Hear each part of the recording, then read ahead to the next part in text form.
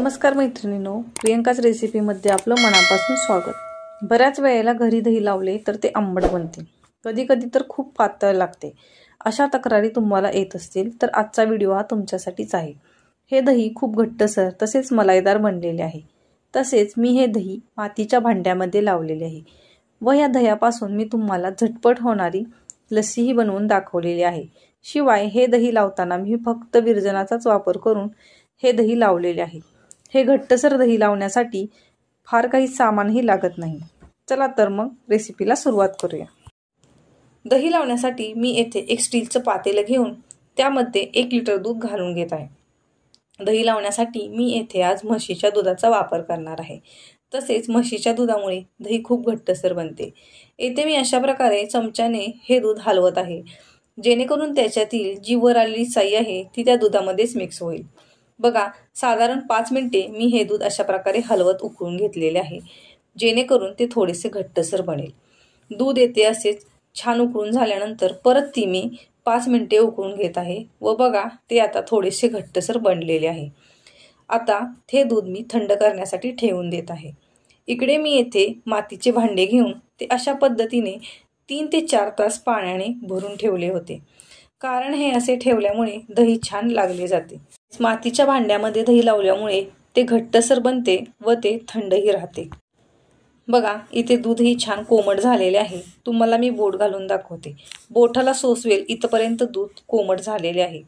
जर गार दुधामध्ये दही लावलं तर ते दही अजिबात लागत नाही व जर लागलं तर ते घट्टसर बनत नाही.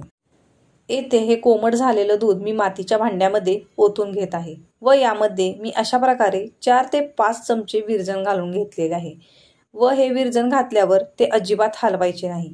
न हलवता ते तसेच झाकून एखाद्या उबदार ठिकाणी ठेवून द्यायचे, म्हणजे दही छान लागले जाते.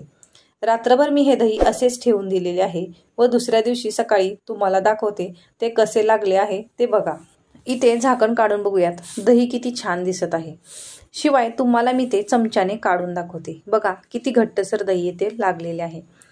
आता या दह्याची लस्सी बनवून घेऊयात. त्यासाठी मी येथे एक बाउल घेऊन त्यामध्ये साधारण 2 ते 3 चमचे दही काढून घेतलेले आहे. बघा, दही काढताना समजते ते किती घट्ट व मलाईदार बनलेले आहे. हे 2 ते 3 चमचे दही मी 1 ग्लास लस्सी बनवण्यासाठी घेतलेले आहे. आता या दह्यामध्ये मी थोडेसे पाणी घालून घेत आहे. तसेच अर्धा चमचा वेलची पूड घातलेली आहे. 2 चमचे पिठी साखर मी येथे वापरलेली आहे. साखर येथे तुम्ही कमी जास्त करू शकता. तुमचे दही किती आंबट आहे यावरून तुम्ही येथे साखर कमी जास्त करू शकता. हे दही मी अशा प्रकारे घुसळून घेत आहे, जेणेकरून ते एकदम प्लेनसर बनेल. तुम्ही हे रवीनेही घुसळू शकता किंवा मिक्सरमध्येही ब्लेंड करून घेऊ शकता. बघा, इथे एकदम प्लेनसर दही घुसळून झालेले आहे. इथे लस्सी तयार आहे. तुम्ही तुमच्या आवडीनुसार लस्सी घट्ट किंवा पातळ बनवू शकता. आता ही लस्सी आपण सर्व करून घेऊयात. सर्व करण्यासाठी मी येथे मातीचाच ग्लास घेतलेला आहे.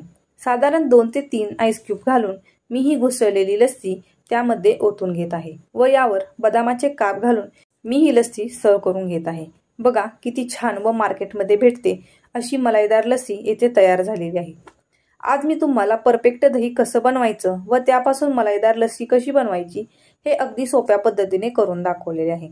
तुम्हाला माझी ही रेसिपी कशी वाटली हे मला कमेंट करून सांगा व जर माझी ही रेसिपी आवडली असेल तर माझ्या ह्या चॅनलला लाईक, शेअर आणि सबस्क्राईब नक्की करा. धन्यवाद.